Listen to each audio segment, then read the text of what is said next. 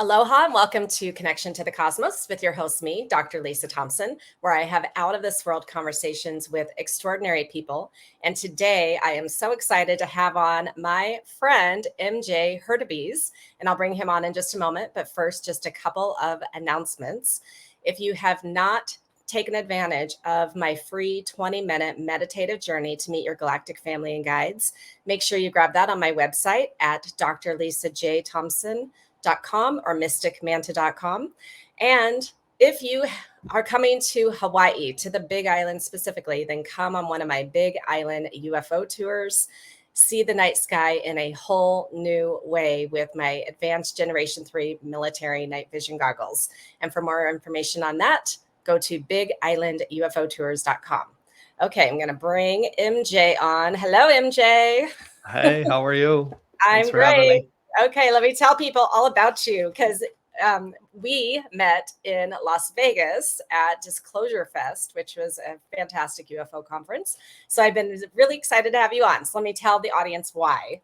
So MJ Hurtibise is a spiritual teacher, transformational guide, healer, and UAP experiencer.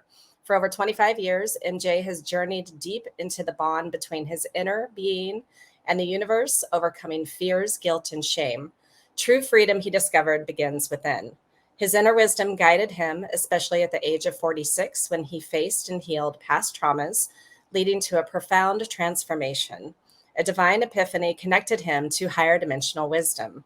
As a daily experiencer of unidentified aerial phenomena, he has embarked on a unique journey, one that has deepened his connection to the mysteries of the cosmos. This lifelong quest has instilled in him a calling to guide others on their paths while also assisting humanity in the disclosure process of these extraordinary encounters.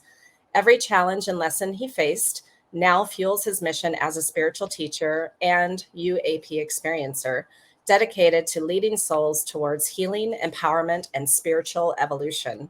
His purpose is to help humanity navigate the profound shifts in consciousness that come with the understanding of our interconnectedness with the universe and the higher truths that await our discovery. Well, that's quite a mouthful, but I know, I got to shorten that.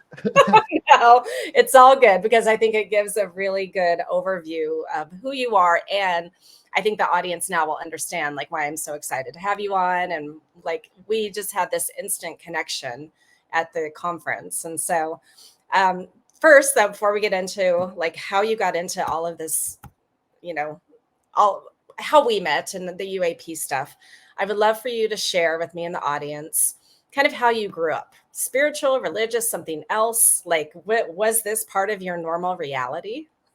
No, I'm originally from Montreal, so I'm French Canadian, and by default, back in those days, you would kind of be Roman Catholic.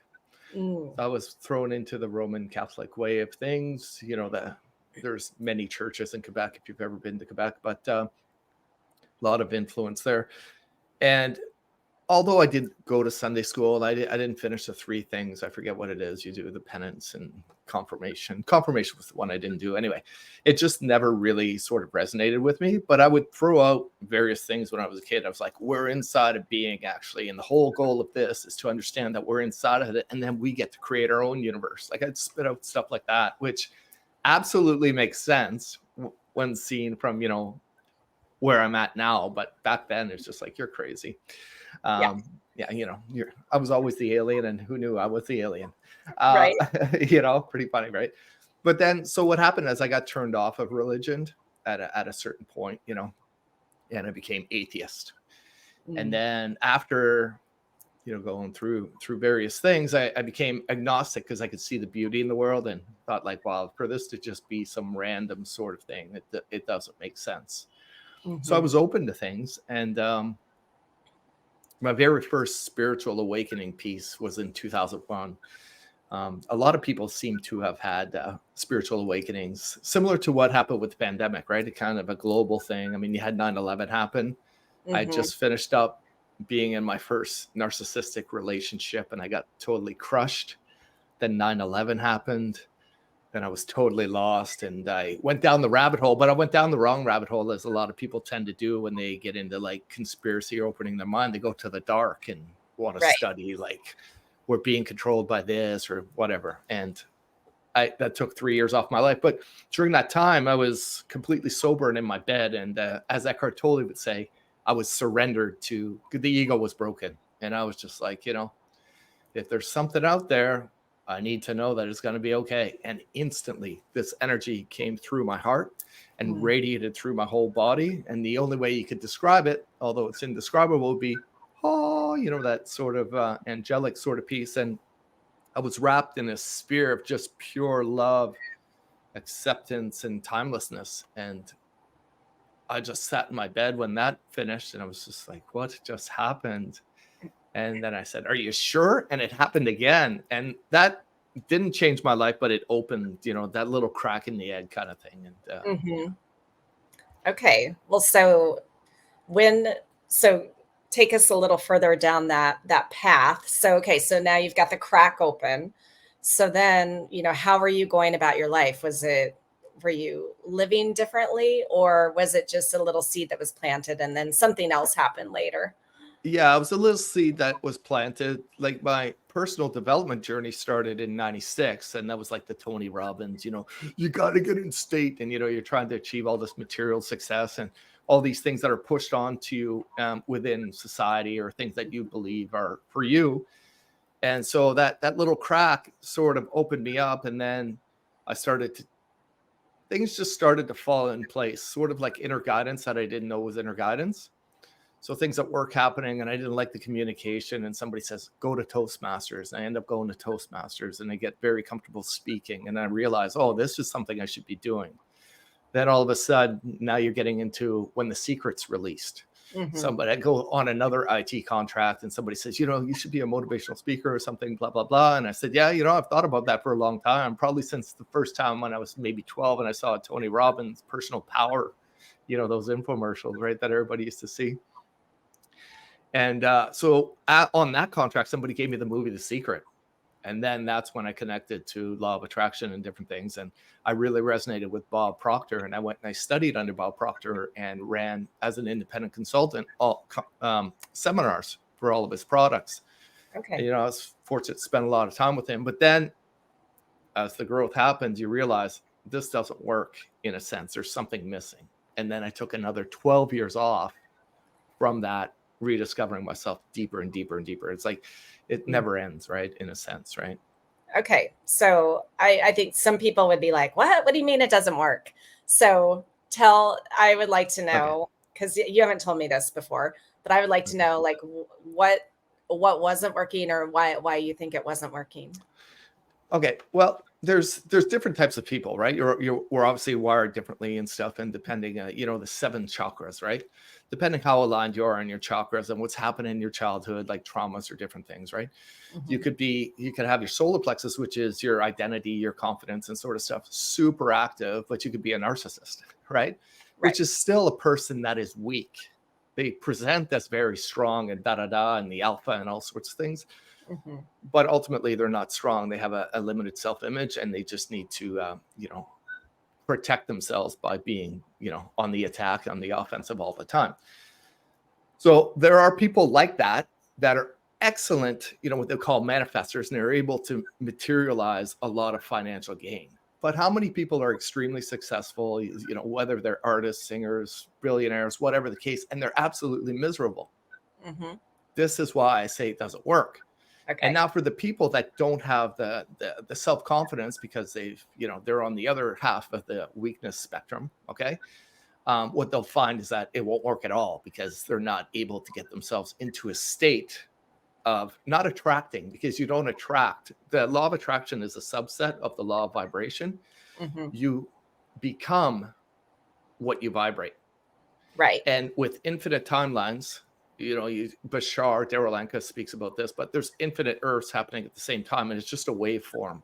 And based on all these micro decisions and traumas or generational things, or things that are on the positive realm that modify that vibration, you get to a certain state which you pretty much don't change from unless something tragic happens or something amazing, which is the healing process, allows you to resonate and move up the film to a different Earth.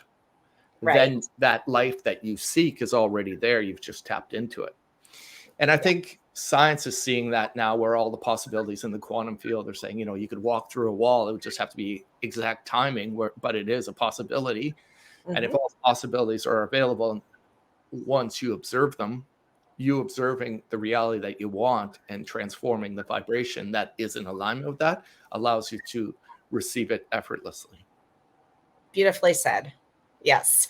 So that's the kind of stuff that I was learning, growing up, from my spiritual teacher, and then quantum mechanics definitely is the science underlying all of that. But it's so interesting because with those timelines, that's something that, especially my Arcturians are continuously sharing through me, and being in that we're in 2024 and there's going to be a lot of shit happening this year.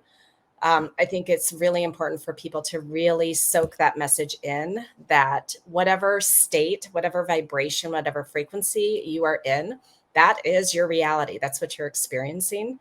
So what do you want your reality to be? Yeah. And, yeah. Okay. Go ahead. I just saw that at the recording. It was at 11:11 when you said that. So people pay attention to that. That's the angel number has confirmed that was an important statement. Yes. Okay. So now you've taken this 12-year kind of hiatus from trying to manifest and all of that. So then what was the next thing that happened? Well, the next thing that happened is something that happened for a lot of people. Obviously, there was a 2020 push, right? So things started to,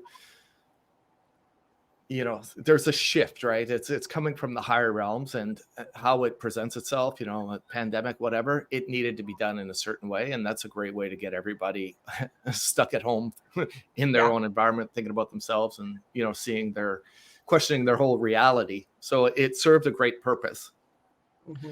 For me, obviously I was fearful. My parents lived close to me, like literally across the hall. So I was fearful of catching COVID and, whatever, all this sort of stuff, the stuff that they were playing on. And, everything was shut down. And although I'm a hermit by trade and I love solitude, if you're familiar with human design, I'm what's called a triple. I'm a triple split. So I need to be around people. I need to be around the process information, kind of like, the Price is Right Flinko chip gets stuck. And if you're stuck at home in the same environment with the same people, I'm not able to. What's your profile? Because I'm a human design practitioner. I do readings and I used to teach. Yeah, I'm a 2/4. So I'm a hermit, opportunist, generator. Yes. Okay. Well, I'm a 6/2. Open throat and open lean, I think. Okay. So yeah. Okay. So you're in this kind of confined little bubble space where your circuitry is. Yeah, and I'm absolutely trapped because at the time I'm living with my ex and my daughter in a 1-bedroom because Vancouver is quite pricey, but I have an apartment right next door. So I have 3 apartments technically. So I have my office, which is, I can get away and do work and stuff. And then there's the, where I live. And then across the hall is my parents. But my ex, her parents are from China. So they come 6 months at a time and they were using my space and they were trapped in Canada during the pandemic. So they couldn't leave on time. And I was just like feeling trapped. Like I was depressed to the extreme. I was drinking a lot. I was drinking like maybe 10 beer a night. I was ready to jump off the building, literally. So like, I was down to it. And what happened was I ended up working another project at the place I was at with a guy who's my best friend now. He's from Goa, India. And we literally had a call for 5 minutes to talk about the project and the kickoff. And then it was a 3-hour conversation about spirituality. And then it just got me meditating again. And that heart chakra opening that I discussed in 2001 happened all again. And I was being pushed to clear it all out. And I knew what the trauma was, right? I'll share it. I don't want to trigger so if you have sensitivities to different things, you might want to pause or fast forward a couple of minutes. But I was sexually assaulted when I was 5 by someone in my family. And so that caused a bunch of shame and guilt and all sorts of stuff. But at the same time, and this will be in a book, whatever, because I've unpacked my life quite a bit. I was on this drug trial, which was called phenobarbital, which is a benzodiazepine. Okay. And one of the things is, if you ever have an acute trauma, which a sexual assault would be, you would never want to use a benzodiazepine because it interrupts the memory processing and can lead to chronic PTSD. So I had nightmares for years and years, and the memory was repressed and all kinds of stuff. And at the same time, being a highly sensitive person, which many of us are in this field, our nervous system are wired a certain way. 20% of the population is like that. And what happened was, there was chaotic home, like many people have, alcoholism, my mom was alcoholic. There's a lot of fighting. So that led to CPTSD. And then I've cleared all of that. So I've got no issues sharing it with you. But part of that 2020 thing was I was being forced to clear that. And I would go in a bathtub, and I'd have like the candles and the spa music kind of thing going. And I would just meditate, and I would pick the simplest thing, because if you have ADD and HSP, you hang on to things, they're like whatever. One time was I broke a pencil that my dad gave me because I was mad at him, and it was still in there like for 40 whatever years, right? And you're just like, you gotta let it go, dude. So you start doing the simple stuff, and then ultimately I had to clear the sexual assault, but I got to a point where, the last thing left, the elephant, was the marriage, and I had to heal that and deal with that. And now we're very good friends, and, there's no issues there. But yeah, and that's when it leads me to the past summer, what I told you. I don't know if you want, I'll get into the enlightenment piece. You want me to get into that? Yeah, of course. Yes, go for it. So I release all of this stuff. 2021, my dad gets terminal cancer. 2022, he dies. Now I have to handle all the finances, big money issues, like energetic blocks, because my parents would fight about money. And, I got the CPTSD still going. So I finally clear all of that. And then I'm free, in a sense, but there's still like this veil, this invisible veil that I can't get past. I'm like, why can't I still feel like free? And July of this past summer, my nervous system's just going crazy, cold showers, nothing's fixing it. And I just asked for help again. I'm like, hey, listen, I need help. What's going on? Next night, I have this dream. The white light, when you die, the one they say you go to the light, the brightest light. And instinctively, I'm like, oh, I'm dying. That's okay. I guess my journey's over. And I'm just like, but obviously I woke up and I was like, what just happened? Well, that was a symbolism for what was to come a week and a half later, 2 weeks, was that it was an ego death. And, I cleared a lot of it. And then I'm just minding my business again, just sitting there watching the stove and TV at the same time. And then this energetic shockwave comes through the crown, ripples all the way down through me like this. And I feel everything just go shed off. And then I feel everything kind of collapse all at once again. And then automatically go, I am that I am. And instantly I knew I was free and fearless and enlightened, or whatever. But, to go back to where you said Arcturians are talking about this, 2 weeks later, I get an Archangel Michael message. And then I realized, I studied in Arcturus, I'm Arcturian kind of thing. So, and then all the orbs I had seen before that had scared me like 12, 13 years before, I'm like, I'm ready to see you again. And then they came out that night, and then I was like, oh my God, my family's back. And then that's when it gets, really weird for people, right? No, well, not my audience. No. But I mean, like, you're like, what? You're a star seed or whatever. You're nuts. I think you need to go see a psychiatrist. But you're like the most sane person. Yes. Because you're observing, like the way I observe the game of the world is just like from a, the detached sort of perspective, compassionate, unconditional love and observation, and the allowance of everything that happens. Anything that I can do to help somebody, I will do it. But I don't force any ideas. I'm not trying to build followers, or, followers, it builds the audience, but I want them to follow their own message, because your expression is unique. Your perspective of the entirety of things is going to be different. And the only way to find that is to go inward. You don't need a book. You don't need me. You don't need anything. I'm just here to tell you that, yeah, you can be actually free. You can free yourself from depression, alcoholism, whatever, substance abuse, sexual abuse, all this sort of stuff. You can be absolutely free and love those people and let them all go, and let all of yourself go to forgiveness. And then you're free.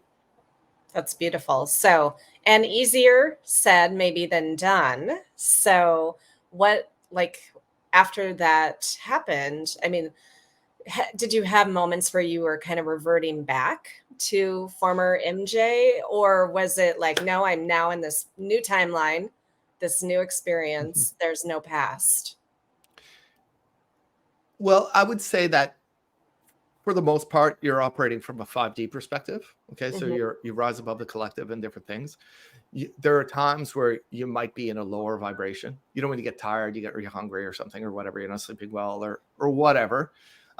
Especially like I get overstimulated, so I have to be careful that I get away and then get my peace and quiet. You know, if there's too much running, too much noise, whatever it is, I just have a threshold, and if I don't catch it, you know, and I'm stuck in traffic for an hour, then it really starts to, you know, it's not a going backwards step. It's more of a physiological sort of Okay. thing. So you're not perfect by any means. No, there's no such thing as a perfect human. Right. The things still get me angry, sure, you know, to a certain extent, you know, not external things, but like I said, you're not always like on it, right? Yeah.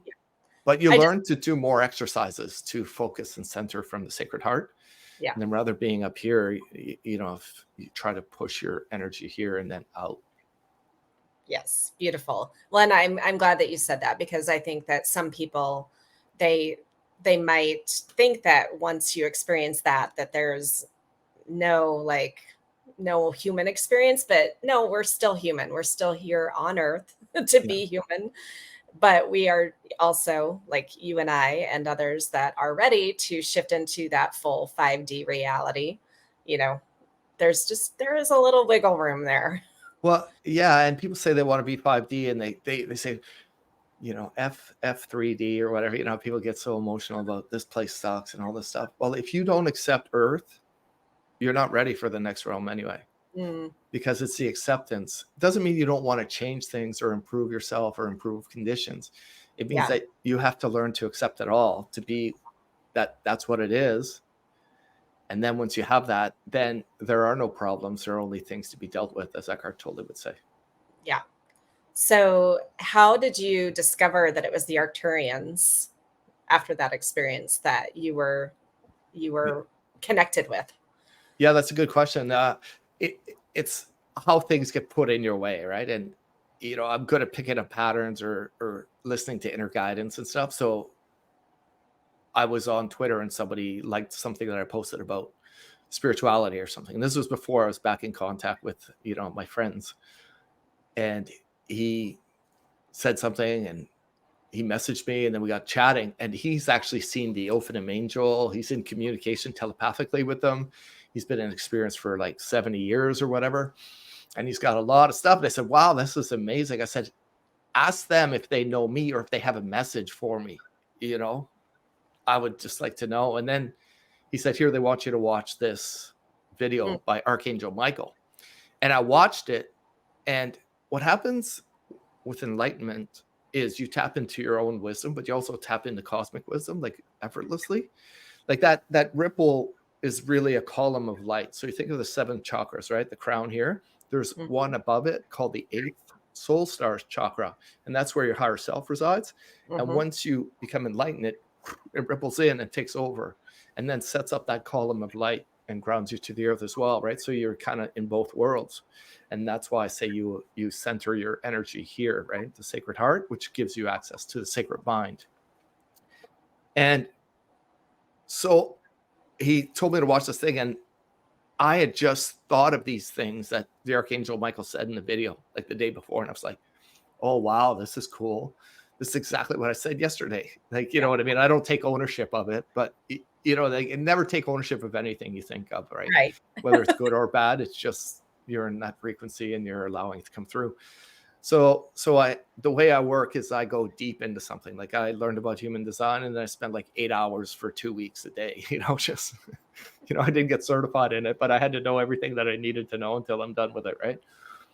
So I ended up finding Rana Vazan, who's starquestmastery.com. And she's been the sacred scribe of Archangel Michael, you know, for over 30 years. She's written many books and all sorts of stuff. And that's where the video had come from. And I started watching all the stuff, reading stuff. And then you get a personal message from the Archangel Michael. So I was like, oh, I got to do this. And that's when it came down. It was like, the first line was like, this is not the boost your ego or something like that, dearly beloved. And I was like, what is he going to talk about? And then it got really crazy, right? Like you're a commander on the light shifts or whatever. I'm like, oh, cool, whatever. And then I've had other people get it. And, my daughter's a star seed. I knew that was going to be the case. Another guy, he did his. And then this one woman, she reached out to me because I was on another podcast, the Trailer Park Boys podcast. She found me on that one. And the funny thing was that I got her to do it. And she came back. She's from the angelic realm. I was like, oh, my goodness. How cool is that? Okay. So Michael actually gave you that information of being Arcturian. Yeah. Okay. And whether I'm officially Arcturian or I'm something else, but it was like the very first line is like, you studied many years in the Arcturian universities. And then you were one of the people that helped me like create galaxies and stuff or whatever, like I'm totally detached from whatever that means. I mean, this is not like I'm attached to who I create galaxies. Yeah. I can barely cook rice. I don't know if I've ever, definitely not. I mean, so I mean, all this stuff. But the cool thing was that part of it, he said, I came to Earth back in Lemurian and Atlantean times. Mm-hmm. And I was one of the young priests that assisted with placing crystals into the earth over where ancient Egypt and Roman empires were going to be. So I think you hear the Taigetans speak a lot about that, right? They talk about crystals rising up and things happening or whatever for the shift or the sheen or whatever they want to call it. But I don't know if that's going to happen. But for him to discuss crystals, and I've always loved crystals and stuff. I go, oh, okay, I see where that comes from. Yeah, very cool. Well, I'm sure that's why we connected, when we did in Vegas, because we were in between talks and we just started talking with my friend Kat. And so we probably do know each other in that other Arcturian realm. Yeah, exactly. Right. Yeah. Probably. Isn't it supposed to be like Arcturians and stuff are in pods, just kind of streaming part of themselves into this avatar? I have no idea if that's true, but some people say they incarnate into the physical body. Some people say they incarnate, but they're actually in a pod. I think Laura talks about that, right? Because she follows Gosia. Yeah, I don't. The Taigetan Gosha stuff, there's some of it that I resonate with, and there's other stuff that they say that I'm like, that is not true from my experience. No, and I've actually kind of, because she brought that back into my sort of consciousness, and then I looked at it for a bit, and I was like, no, I don't believe in that stuff. I don't want to. I don't need to feed a timeline that I don't want to participate in. Correct. And that's what your audience should be focused on. Yeah, exactly. They try to divide you in the most. No matter if you think the LGBTQ 2S plus or whatever, they always adding things to it, and they're just dividing themselves more and more. That's part of the game. The more and more you put people against themselves or make themselves think they're better than the other, then it's easier to control smaller packs of people. If we unite and we get access to our internal power, we're unstoppable. And that's what they try to prevent. Yes. And okay, I just want to speak to that for a moment because of some of my friends and my audience. So I just want to make sure that you are not disparaging the LGBT. No, I'm not. I'm absolutely supportive. Okay. Oh my goodness, I do not. No. Okay, I love the LGBTQ. Okay. I'm just saying that it just keeps on getting sliced more and more.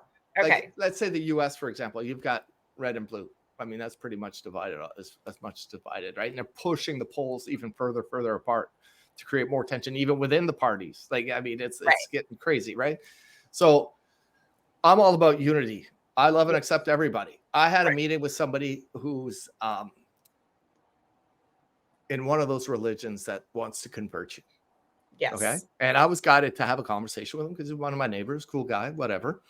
And then we had a adult discussion about spirituality and religion. And I described my experience. Mm-hmm. And I don't need to defend. Like, once you get to a certain level of awareness, you will never need to defend anything.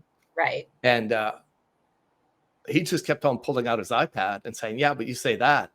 but check this Bible verse. And I was like, I don't need to know the Bible verse. Mm-hmm. Nobody needs any books.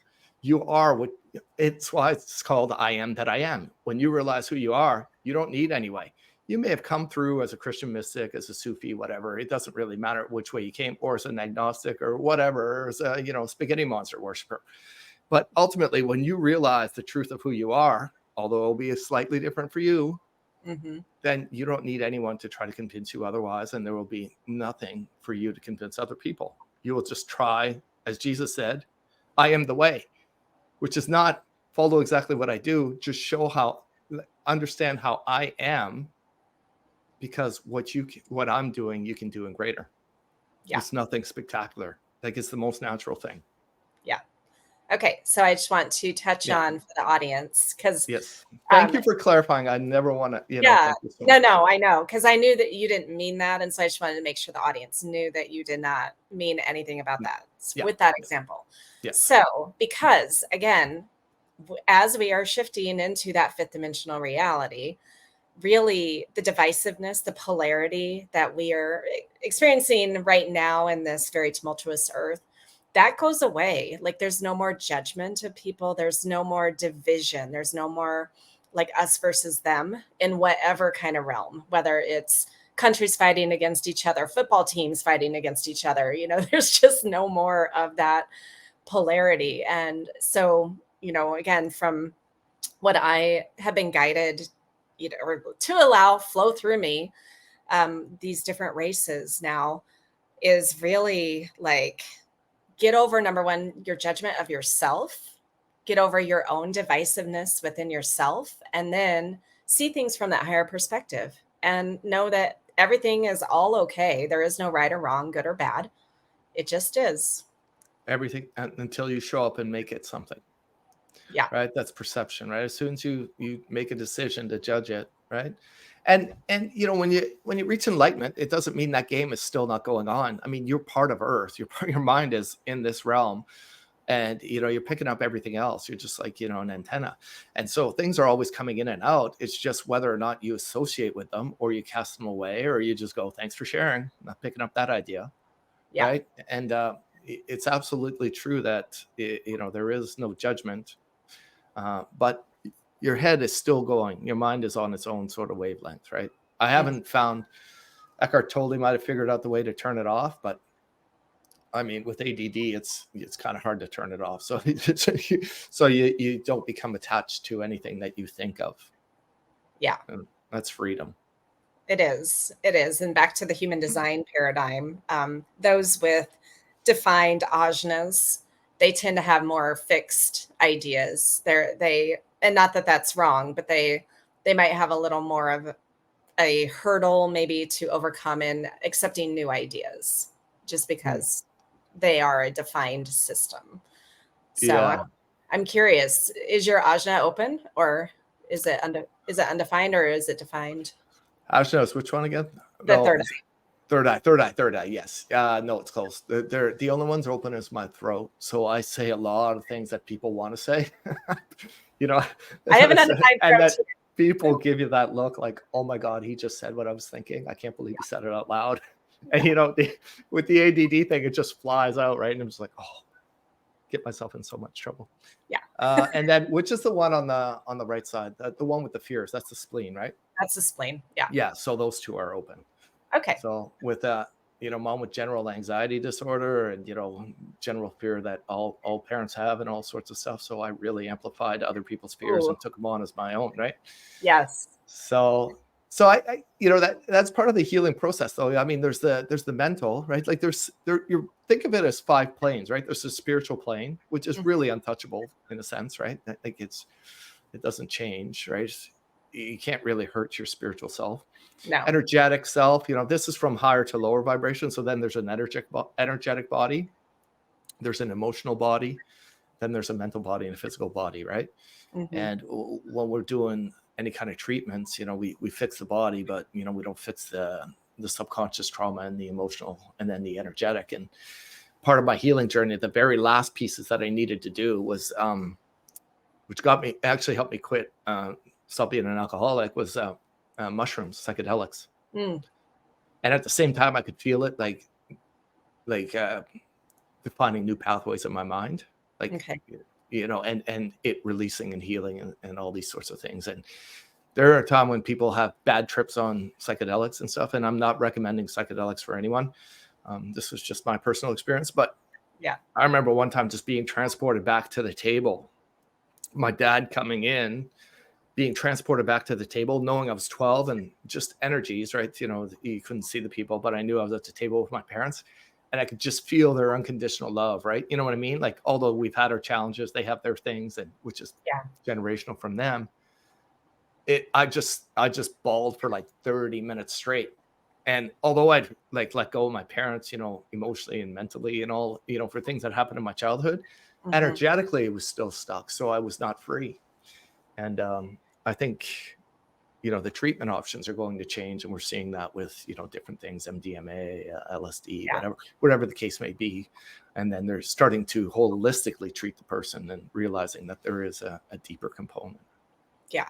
Beautiful. Okay. So I want to now know, and I think the audience wants to know. So you, in your bio, and you and I, we've had these conversations and shared pictures and stuff with each other. So being a like daily UAP experiencer. So I'm a UFO girl, so I must always say UFO. So you've embraced UAP terminology, which is fine. Well, it's because it's anomalous for me. My like mine is really, I get some weird stuff that not many people are getting. So so share like what this appears for you, like what's going on. Okay, so I figured out the first time I ever saw one was when I was 8. Okay. And it was a total Jetson satellite shape, like with the like hexagonal, little feeties kind of thing. And I was, watching it with my mom. I go, look, check it out, a satellite. And this is like 1982 or something, right? Or whatever. There's no way there's a satellite like you could see the feed on. Like, so they presented themselves and I didn't know, right? But ultimately what happens, I started one time at fireworks. I saw a white light. I was waiting for the fireworks to start and I was staring at it like a star. And then it just poof, you've probably seen these, they shoot right off into this, they're gone. Yeah. That was the first time that I really, really. A couple of weeks later, we're down by an airport, so it was behind us. We're looking, opposite to it, and super dark down there. It was nice to see, and a light on the horizon. I was like describing it with my friends. I was like, yeah, it was kind of looked like this light. That's this plane coming at us, and and we're all like, how people talk side to side, looking at this object. And then after about 15 minutes, this thing moves up an inch, like on the horizon, which is a lot, right? Yeah. Up an inch, goes an inch below where it was, and then it goes, whoa, like comes at us. Oh, okay. And we all go, whoa, jump, and then it backs up and then it fades away. Okay. And I was like, oh my God. And then 2 weeks later, something like that, daytime, I was like, I wonder if we'll ever see that again. And then I see one in the clouds and it shoots off. And I was like, okay, I'm not calling them anymore. It's too scary. I'm like, what am I calling? This is like 2007, 2010, something like that. Like in that general. And that was when I was really high vibing as well, because that's when I was doing the coaching, law of attraction type stuff, a lot of meditation stuff. And so then the night I called them back, this is the cool part. I asked them to come back, right? So then in the summer, I know I'm an Arcturian or whatever, and I'm getting them back, guys. I'm ready. This is where telepathy works, right? I'm just like, I'm ready for you guys. Mm-hmm. So I go on my regular walk and I get to this one bridge or close to a bridge, and it has these round lights, like where the sidewalk is lit up, and they're very nice. And I've only ever seen them white. And as I'm looking at the bridge, the lights go 2 times up and down, alternating rainbow colors. Oh, wow. I was like, oh my God, that's so beautiful, right? I get on my camera, right? And anyway, it only did it that time. So I get home, I walk home, and then on the way home, there's a park I can sit at, and I look up, and there's like literally like one star, right? Like pollution kind of thing. And then as I'm walking home, I can't get away from the star, and then I notice that it's like getting closer, kind of. And then I get home and I look on my balcony, and then I start seeing it like doing S patterns and stuff, and I'm like, they're back, and I was like so excited, right? So I was like, that's so cool. The next night I go for a walk, and I'm like, I'm not going to bother you guys. You guys are probably doing something, whatever. I don't need you to entertain me. right? I get close to that bridge again, and then the lights do the same thing that I had only seen the night before. And I'm like, oh, this is going to be a calling card. They're telling me they're here again. And then that's when it got really weird, because they started playing with all the bridge lights. They played with lights in Vegas. They played with lights in the parking lots. I'll take people out. Like I took a friend of mine, and I said, well, let's see what they're going to do for you, right? I've never really brought somebody that's, that they know I'm close with. And there's these strung lights, because it's a retractable roof on a stadium. And there's these white lights that go down. And I said, yeah, you see those lights? I said, if they want you to see them, these lights will start blinking as we walk. And then all of a sudden, bing, bing. She's like, look. I'm like, oh, cool. And one of the ways they present themselves is as a drone, like with red, green lights, no sound, and it will wait for me in various locations. And I'll see that one about once a month. And it was waiting for me on the Vegas Strip. So I got film of it on the Vegas Strip, and it flew right across, and it was doing some stuff at Caesars. And so when we got down off the bridge, she goes, look up. And then they gave her the drone. So they really started to give her the real good show. Then I went to this other building, and they played with the lights on the building. And she goes, can they do blue? I said, I don't know. And then we wait like 10 seconds, and then the building turns blue, and they start doing the patterns and all kinds of cool stuff. So that's why it's anomalous. This is not a craft. Right. Okay. So for those that are like, okay, well, if you're saying it looks like a drone, how do you know it's not a drone? Can you give a little more info on that? How do I know it's not a drone? Well, because one of the things is it's waiting for me. Right? Like it's specifically waiting for me to get there. And like the first couple times they sort of buzzed me to let me know what was going on. So and for those of you that haven't experienced it, it's a very, very complex subject. This is why nobody's ever been able to pinpoint it. Like, who gets them playing with the city hall lights and all the city lights of things that happen for me, right? Or turning into drones, or helicopters, or all these sorts of things that are happening. It's so difficult, but sometimes you're wrong. You think it's it's them and it's a star or something, whatever. But the very first time I walked across the bridge, it flew over my head. It was like red, green, and then it just blinked out, like disappears. So that's one of the ways that you can know that. Other times I'll be looking where I was filming, and it'd be at the very, very far end, like far away, but I could see it red, and it would just like flowing around. Another time I get out of a restaurant and it flies over my head. It stops, waits for me. I'm like, wait. I didn't get my camera ready. It stops. And then they wait. And then I get my camera ready. So, okay, go. And they go, and so they're like under my command in a sense, right? Yeah. And so they should be. Didn't I tell you I'm a commander on the light ship? You are the commander.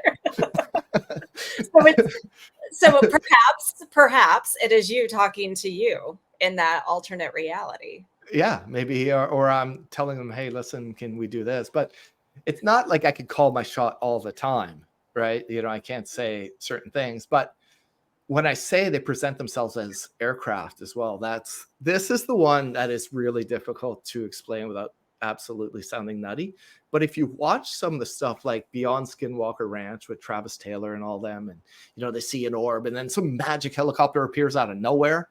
Yeah. This is the kind of stuff. I've got it filmed where I go, watch, I'm filming the lights. I said, I've asked them to switch the lights for me on the bridge, and I'm filming it, and I'm like, let's see if they're going to do it. And then the lights go and they switch while I'm filming, and I've got a helicopter above me, and I go, I didn't want to show you this until I saw them. I could confirm with you with the lights, but this helicopter's been following me, and this is them.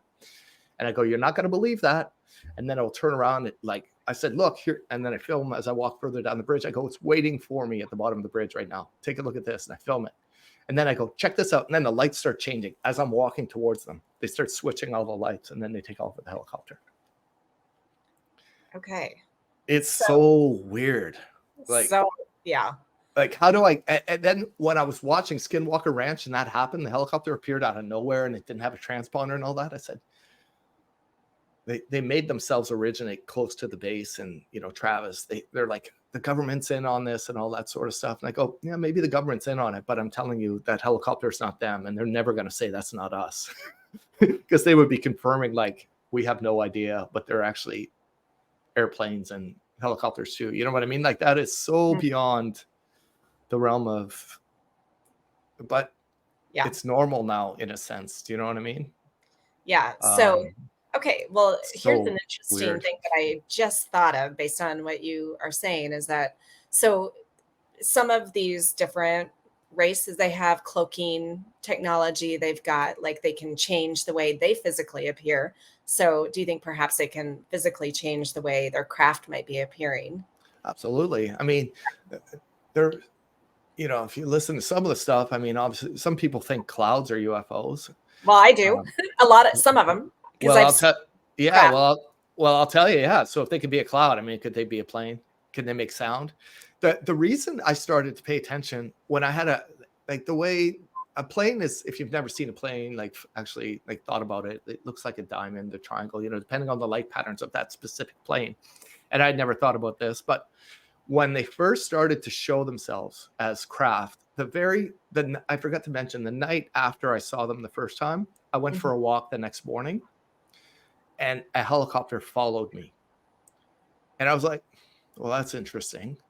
Is there a marathon today? You know, summer, right? I'm thinking it's marathon today. I'm going, and it started circling me. And I was like, am I on the government radar already? Like I call them out one night and the next day, like next morning, they're like, get your Tim Hortons coffee, right? If you're Canadian, right? Let's go. We got to follow this guy.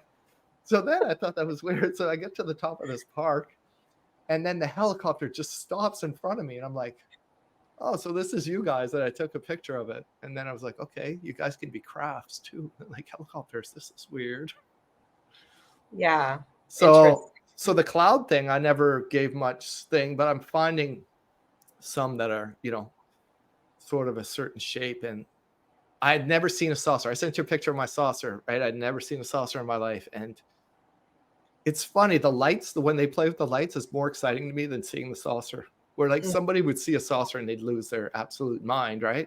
yeah. Maybe like really, which is not good, which they won't show themselves if you know. If you haven't seen them, sometimes they're not meant for you at this point in time because Correct. they don't want to mess with your psyche. So I had seen a cloud like that where the moon was full and I was Mm, out early in the morning. They had switched the lights to Christmas on this bridge. And the way the cloud was positioned, blocking the moon, and it was like, it looked like a huge craft. And I was like, okay, I got to take a picture of that. And it kind of turns out that was the precursor for a couple days later when I was driving on the bridge in the daytime and I could see this little like white sort of like disc mm-hmm. kind of thing, like at a like a little bit of a tilted angle. Mm-hmm. And I was on the top of the bridge. I could see it perfect. And I knew I was going down. I was like, oh, I got to pull over. And I was able to get a picture of it. So a week later, someone on Twitter that I follow and follows me, she posted one in Texas and it was like perfectly horizontal. So rather than seeing the glowing bottom and the dark top, you could see the glow in between, a dark line, and then a glow under the bottom as well. And I was like, Okay. that is the exact same craft I saw, you know? Okay. Yeah. Yeah. I don't know if I told you this. So March 8th of last year. So I'm on the big island of Hawaii and our clouds, we've got big trade winds, we've got clouds blowing by all the time. Well, starting at 5:30 in the morning, March 8th last year, um, these spaceship clouds just started showing up on the island and there were several of them. You could see them from all sides of the island and people were taking pictures. They stayed from 5:30 a.m. until 10:30 p.m. stationary. They did Yeah. not move. There were other clouds that were moving, but these guys did not move. Well, the Yeah. night before was the one that I had in my neighborhood across the street above my neighbor's house that I got photographs and I got the really amazing video and was talking to it where I'm like, okay, do this for me. Show me something that a craft can do that a star can't do. And then it dimmed out and then it came back on and it did that 5 times because I was asking it to show me the proof. That's awesome. And so yeah, that night was March 7th. The next morning, then these spaceship clouds are all over the island. People, because we don't get those types of clouds here, unless they are spacecraft, because we don't have the right conditions for them. Where I'm from the Northwest, like you, where you live now, so Mount Baker all the way down to Mount Shasta, they get the spaceship clouds. Lenticular clouds is the scientific term, but there are often, craft in them. Well, it's so cloudy that it must be the biggest mothership ever. Like it'll stay from October till around March, the cloud. I know. That's why I live here in Hawaii now, not in the Northwest. Yeah. I turned the camera around, but it's nothing spectacular. It's just rain. Yeah. So, okay, in our final little bit of time here, what else would you like to share with the audience? Are they like, do you have ways that you work with people with this, or is this more for just your internal, processing and On which? On the healing or the yeah, UFO type stuff? Or the healing? all the healing, whatever, because you have titled yourself spiritual teacher, healer, Yes. all of that. So yeah.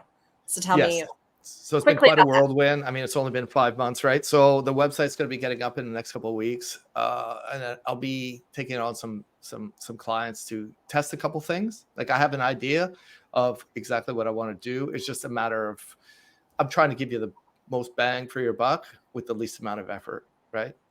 Because I could throw a million things. I've studied a million things, but are they going to be apropos? We got to take them like how to eat an elephant, right? One bite at a time, right? So Yeah. you've got to get to the internal journey, but there's ways to get there safely and slowly. You don't want to tackle the big ones like I've had to do, but I was diluting them over the course of 26 years. So it wasn't like I decided to jump right in or Right. jump into psychedelics, right? The psychedelics piece was the very last piece. So had I thrown those in, 10 years ago, I could have caused myself more damage. And you know what I mean? So like I said, I do not recommend this sort of stuff. But one of the things you should just start to become aware of your body. Like just take a moment to see where your tension is, where you have tension, the ability to breathe more effectively, right? Box breathing is very good. So 4-second in through the nose, 4-second hold, 4-second exhale through the nose, and then another 4-second hold. Once you get comfortable with that, you're only doing 4 breaths a minute, which allows your vagus nerve to calm down and put you in a more relaxed state. Mm. And another one, I don't know, do you do this, Lisa? Cold therapy, any kind of cold showers? Oh, only if I'm like sweating. Like if it's a really Okay. hot day, then I will take a cold shower. But no, I don't like cold. Yeah. So cold is a good way to really learn to regulate and build resiliency and capacity for stress. So one of the things that I started last year was just slowly dialing it down, like very minimal, like almost imperceivable, like colder. And you can get a lot colder and it might take you 2-3 months. You don't have to fill the bathtub with ice. Cold water is good enough. And what it teaches you is how to breathe properly as well and to relax. And if you have ADD or ADHD or something like that, where you have you have the inability to get started sometimes, Mm-hmm. it builds the strength to be able to take action, more assertive action to things that you don't like to do. Let's say like corporate taxes or, whatever you're fearful of, right? So that's what I would do. Just start with basic things. There's nothing has to be complicated. Observing your thoughts. You're not your thoughts. It's like a tennis ball, right? If you were your thoughts, you'd be the tennis ball in the match. That's very low level of awareness, right? Life is bouncing you, right? It's reactionary. Second phase of that is you become the spectator. You're observing the thoughts without judgment. Mm-hmm. Third stage of that is you begin to guide your thoughts, right? You're starting to play the game. And then if you get Eckhart Tolle level, you put down the racket and you stop playing and you turn, the ball stops moving, right? That would be the absolute stillness, but I'm not there yet. I can't teach you that. Okay. Well, how do people find you? You can find me on X, Instagram, and YouTube. And the handle is TAOOFMJ. So Tao of MJ. And when the website's up in the next short while, it will be taoofmj.com. Beautiful. Well, and MJ, if you want to know what Tao of MJ stands for, Tao or Tao, right? Taoism, yeah. right? Taoism means the way. And MJ stands for magical journey. It's not me. It's the way of the magical journey. Okay. I thought it was you, but magical journey. I like that. MJ are my initials, but yeah. it's in my ex. Check this out. My ex-wife's name is Tao. Okay. So I was meant to go the Taoist sort of right. way of things, right? Yeah. So interesting. Well, it has been a true pleasure to have you on. And at some point, I'm sure I will want to have you on again, especially, you know, when you're even further progressed into all of these new magical journey experiences. Yeah, I know. It's always an adventure. I love it. Yeah. And hopefully everyone enjoyed listening or watching. And thank you all for being here. And I'll see you next time on Connection to the Cosmos. Aloha. Thank you so much. Namaste.